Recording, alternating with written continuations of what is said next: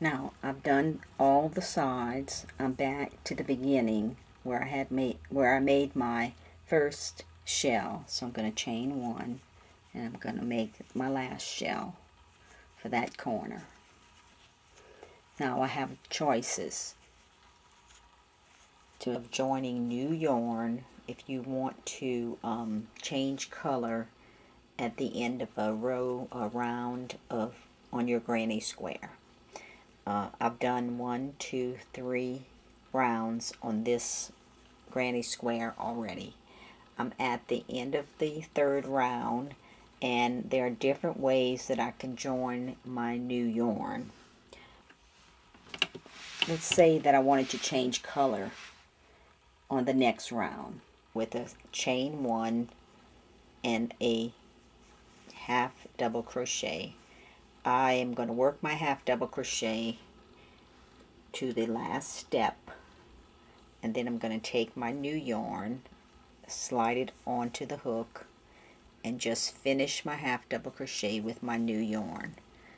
Then I would just continue working with my new yarn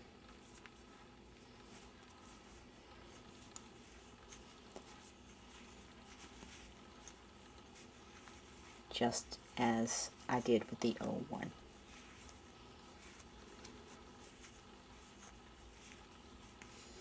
And I would go this is my side, so I would do a chain 1, and then I would work the side, and then shell,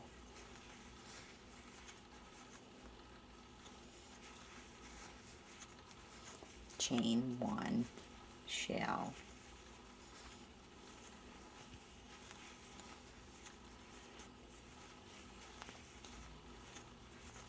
chain 1, and then corner, which is a shell,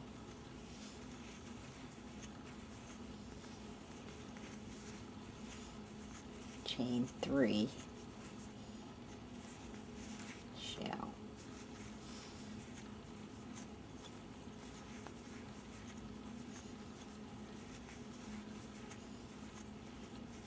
now as I continue, I would do a chain 1 shell, chain 1 shell, chain 1, and then another corner.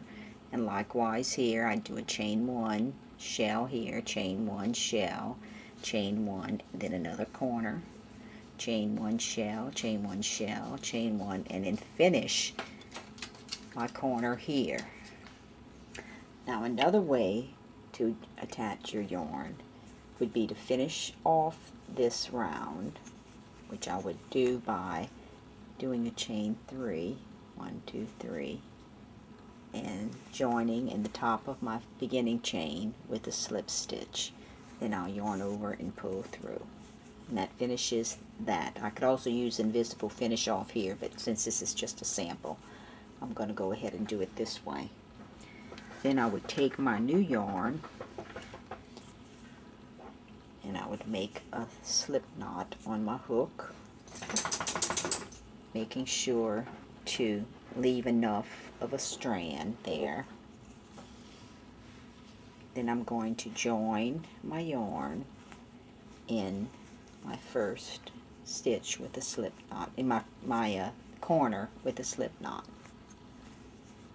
Okay, then I'm going to start my shell, which belongs in the corner. Now you can join this yarn at any chain space along the side or in the corners or wherever you want. I just choose to go in the corners. Now you have two things you could do here. You can do just as you've been doing on all of the other rounds. You can make one shell here and then continue with a chain 1 and then work your shell in the next, and then when you come back around, finish your shell here in this same spot. If you choose to do that, everything will be just as it was before on your other rounds.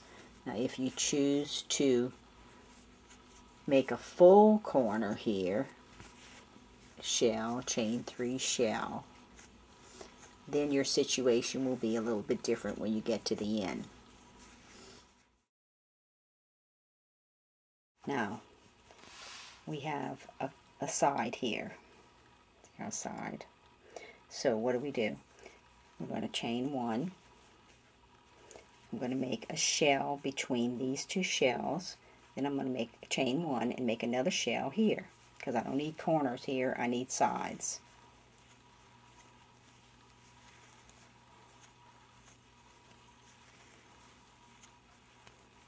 Chain one.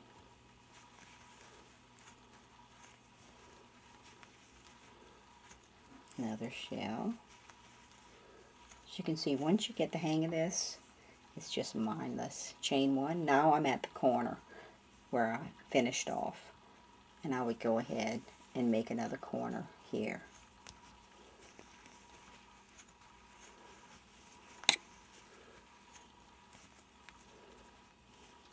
Shell, chain three, and shell.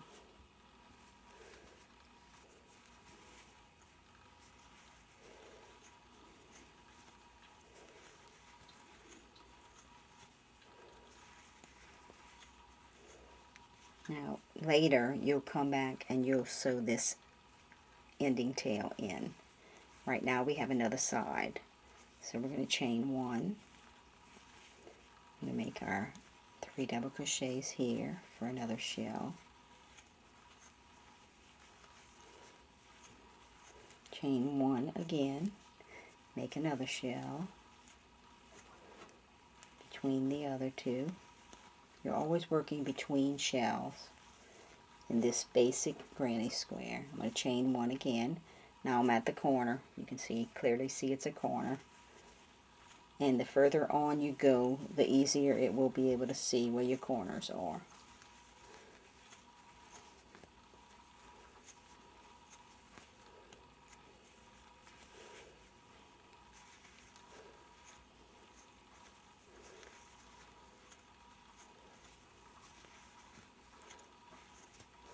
I'm going to chain one because I have another side here.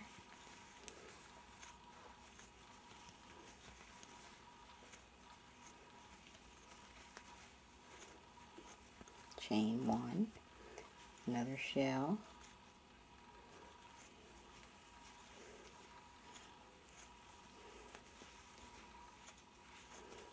chain one, back at a corner.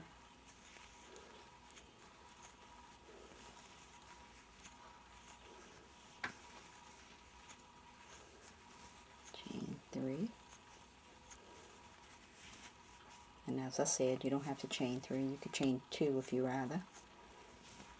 I like three because I like to have an odd number in my corners. That way if I'm joining them with a whip stitch particularly, I can join in the middle chain. Now this is our last corner. So we're going to make a shell here as we did on the other corners. I mean on the other sides, not corners. Now we're going to chain one, make another shell along that side.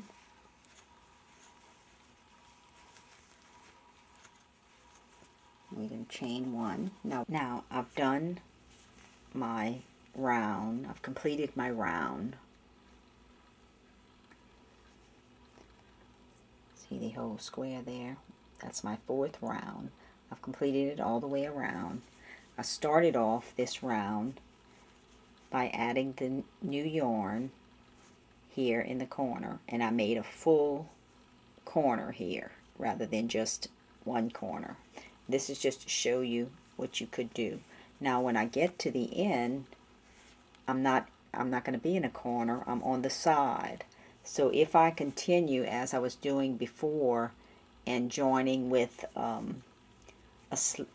chain one half double crochet, well, I'll have too much space here because this is not a corner. So what I would do if I wanted to start my next round here where I end, I would join here in the top of the chain of my first chain with a single crochet. Then I'd go up and I'd make my first shell, which would be the first shell of that side here in that same spot. so I have a shell from the side rather than the corner. And I would chain one, and then I would make my corner here in the corner where it's supposed to be. Now, another thing that I could do if I don't want to start on a side, I can chain one, and I can join with a slip stitch here.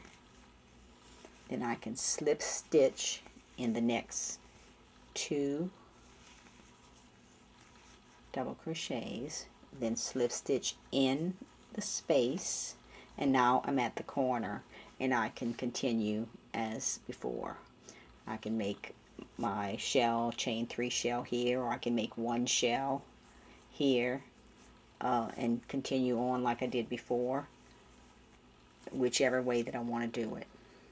As noted in the previous video, the slip stitch doesn't add much in height. It adds a tiny bit, but not very much. But it does add thickness here. And when you're using the same color yarn, it shouldn't be a big problem. If you're using a variegated yarn, you may be able to tell where your join was there, where you slip stitched across. That may or may not bother you. And there you go.